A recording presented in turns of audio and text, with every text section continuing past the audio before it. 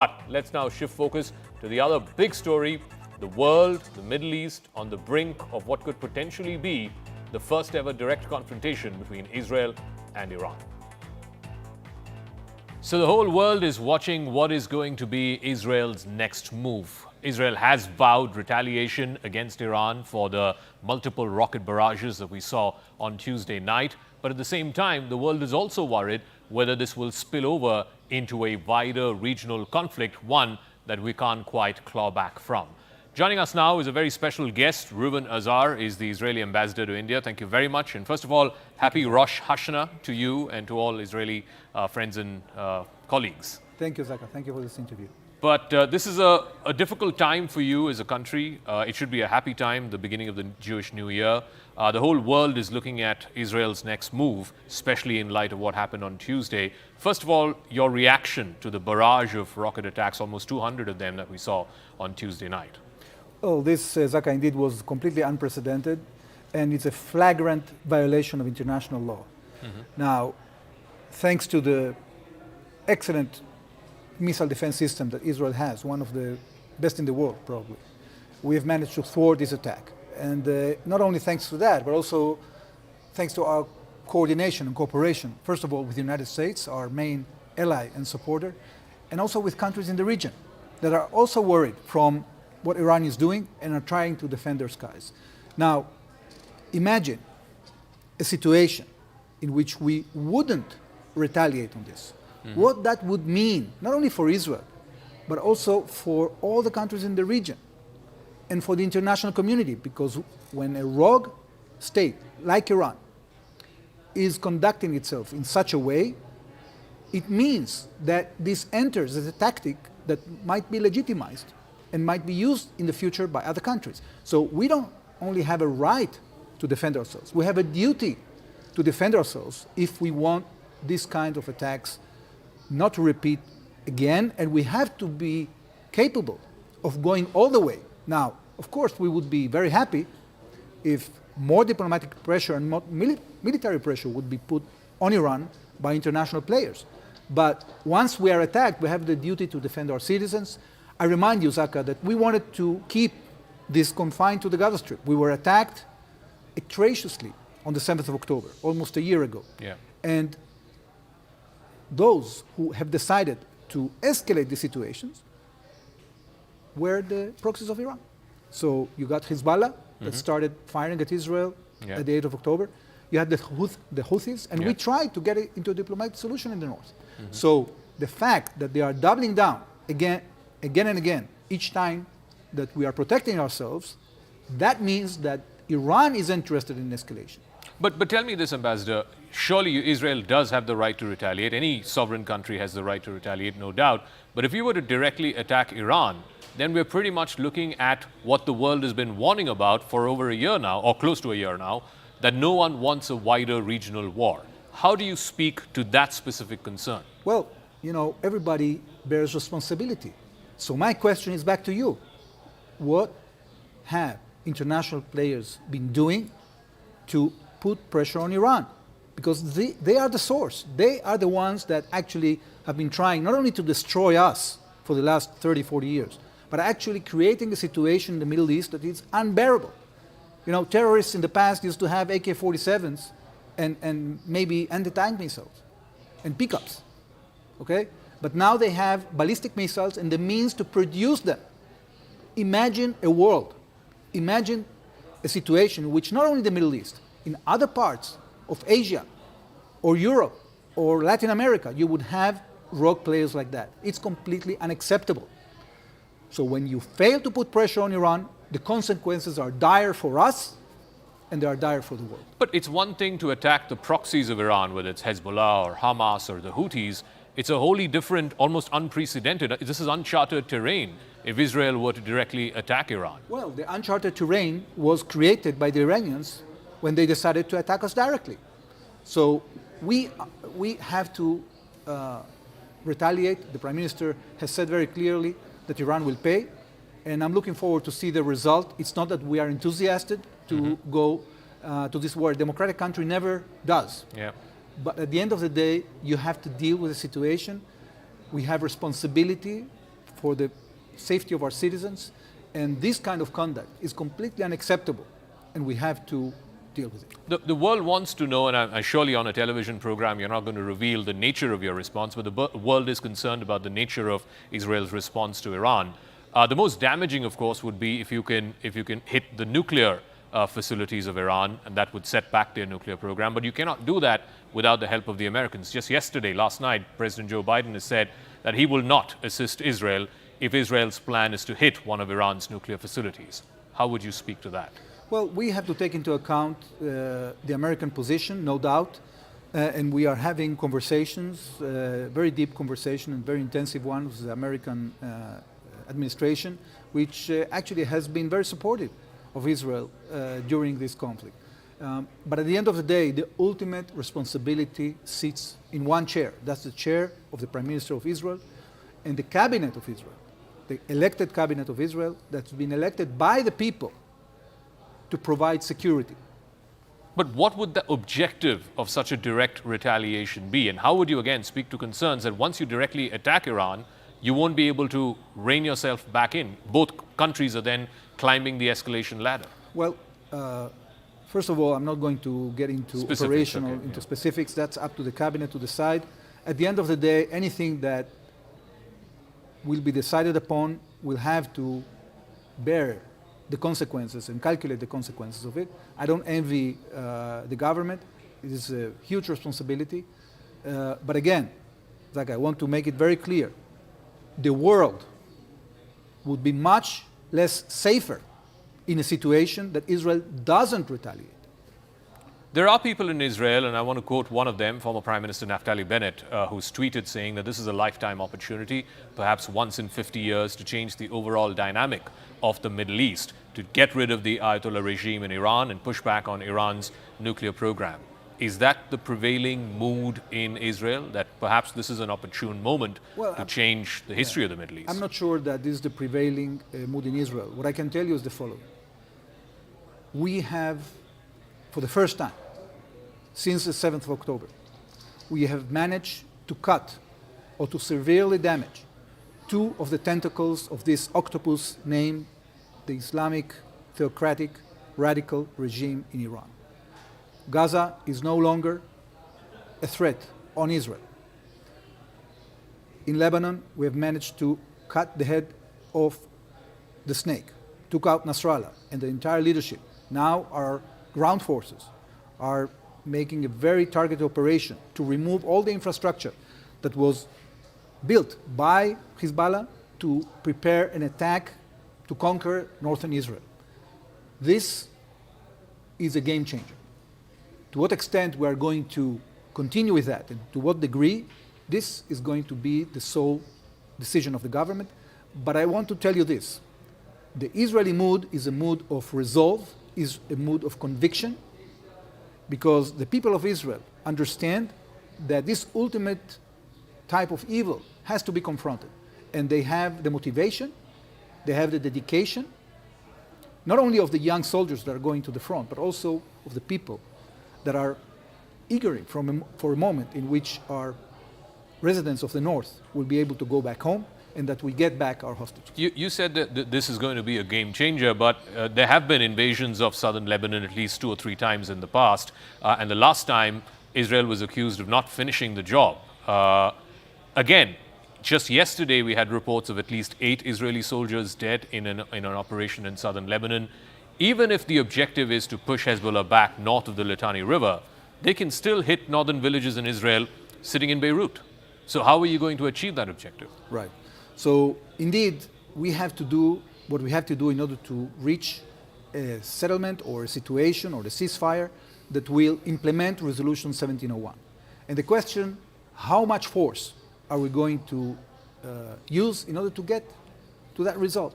In 2006, you are right, the international community drafted and approved this resolution. We had a ceasefire for almost 18 years that was breached by Hezbollah.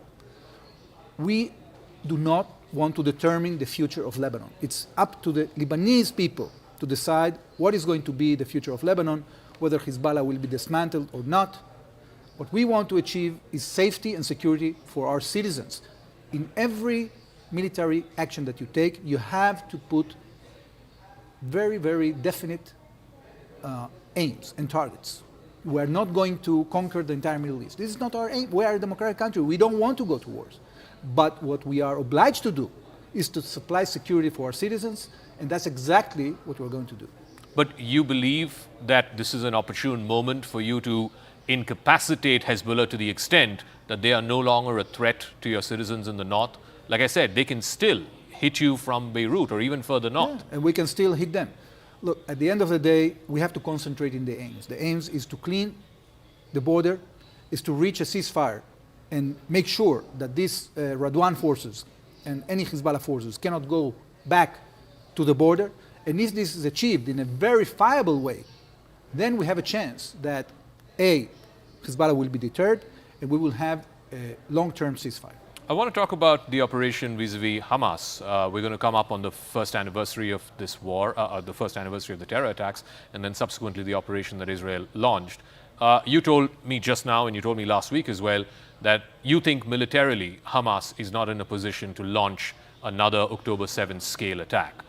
Why is this war still going on against Hamas? Why don't you declare a ceasefire? Well, we have to bring back our hostages, and we have to make sure that Hamas cannot rearm and regroup. These are the aims that were defined by the Israeli cabinet. So we have to be patient. You know, sometimes things take time. And this pressure that we are putting on Hamas is going to continue until we achieve our goals. But you're saying Hamas cannot launch another October 7th style attack on you? Not now, but if we surrender to their claims or to their demands, that we can have it in the future. They want to use the hostages in order to extort a result that will allow them to assume power again in the Gaza Strip and to continue contrabanding weapons and rearm and regroup. We are not going to allow that. The Western world, America, and even the mediators, Egypt, Qatar, from time to time have given this impression that Israel is the one that is the stumbling block to a ceasefire. And if tomorrow your government were to order a ceasefire, the remaining hostages would be released. Well, how do you speak to that? The question is on what terms? We can always surrender to Hamas. That's very easy. But we will not. And actually, not only that we have designed this three phases approach, not only that it was approved by the United States, not only it was approved by the UN Security Council, but the spokesperson of the White House has said explicitly that the responsibility for not implementing this path is Hamas. Because they don't want to exchange prisoners. What they want is to survive and to return to the situation they had before October 7th. But what about the price that you've had to pay? Israel is accused of killing 40,000 civilians, including women and children, in Gaza. Well, every loss of life is tragic. And what Israel did, its performance in the Gaza Strip, taking into account the tactics that Hamas was using, of human shields, of abusing every rule in the book, okay? When you take it objectively from a military point of view and you compare it to other scenarios like Mosul, you would see that the ratio of combatants versus civilians is very, very low. 1 to 1.5 or 1.2, when in Mosul was 1.8. So I know that at least 10 military experts have stated that Israel has performed extraordinarily.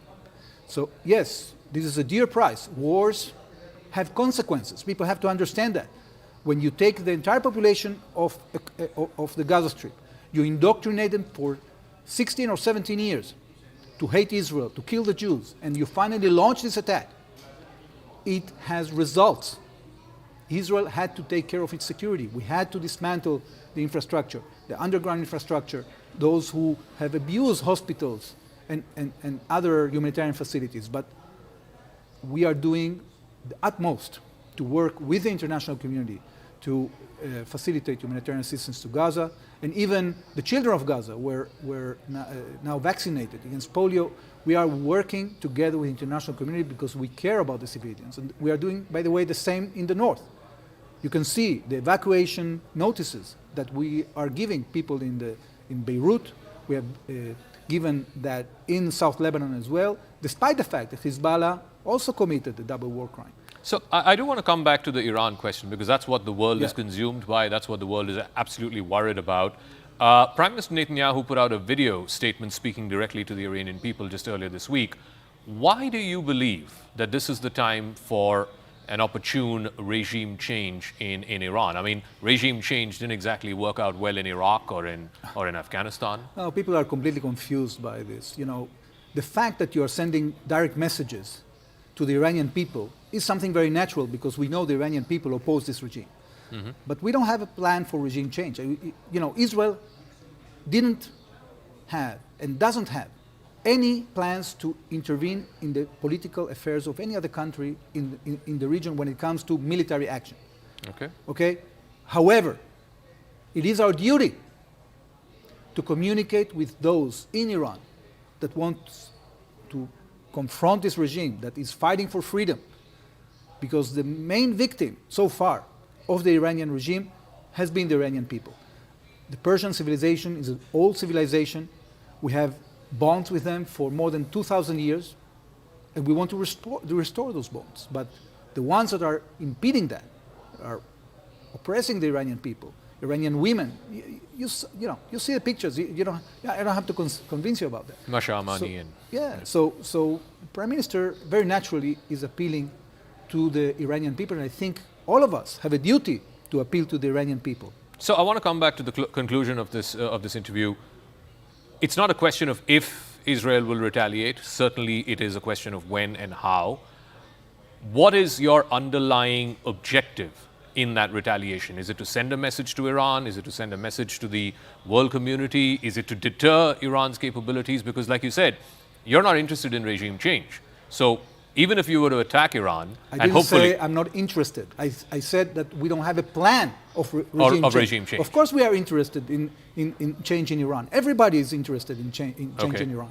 So why don't you outline for our viewers, what is your military objective? What is your strategic objective if and when, or as and when, Israel retaliates against Iran? We have to deter this regime from continuing to attacking us. Mm-hmm. We have to send a message to the world that we are defending ourselves in a determined way, that we are not going to agree to such conduct in the future. And actually, by doing that, we are doing a great service to the world. We would prefer that others would do that as well, but if we are left alone in this, we're going to have to do it alone. But how are you going to deter this regime in Iran, which is sworn to the destruction of Israel? Right. You either change the regime or there's no question of deterrence, is there? Of course there's a question of deterrence, because at the end of the day, if the Iranians don't pay a price, look, they have been actually fighting so far against Israel with Arabs, not with Persians. Okay? If you look very carefully at what happened in the last 30 years, they have been launching militias, especially based on Shiite orientation, correct, in order to fight the state of Israel. And they were sitting back in Iran, enjoying the situation. The only victims of that were Israel, the Arab countries in which all these forces were acting from, and the Iranian people. The regime has to start paying a price themselves. Otherwise, we will never deter them. Is that also perhaps the reason why traditionally the countries that have always sort of spoken about the Palestinian cause, Saudi Arabia, UAE, Oman, Bahrain, etc., have been very muted in the last week, 10 days, since the killings of Nasrallah or the operation against Hezbollah, or even what happened earlier this week, the Iranian rockets in Israel? Do they want you to get the job done? Of course, that's obvious. And if that happens, then you think that will change fundamentally the face of the Middle East? We are building stability in the Middle East by creating the building blocks that will allow prosperity in the future. That means that you have to fight the terrorists and create military cooperation between the countries of the region and the powers that be. You have to create political stability, and then you will have economic stability. But if you don't fight, you don't confront those who are undeterred and that want to spoil that plan, then you have zero chance of fulfilling the plan. One final word, for viewers here in India and in the subcontinent, this is similar to the India-Pakistan situation. Iran has found these cheap proxies. This is asymmetric warfare. the cost that they pay or the culpability that they have is far less than compared to a state-to-state war that potentially is what we're looking at right now. And that's what Pakistan has been doing against India for the last 30 years. What's the difference? The difference is that once we have taken out their proxies, Iran decided to show their true face and attack us directly. That's their mistake. And for that mistake, they are going to pay. All right. Ambassador Reuven Azar, thank you very much for speaking with us here on CNN News 18. Thank you very much.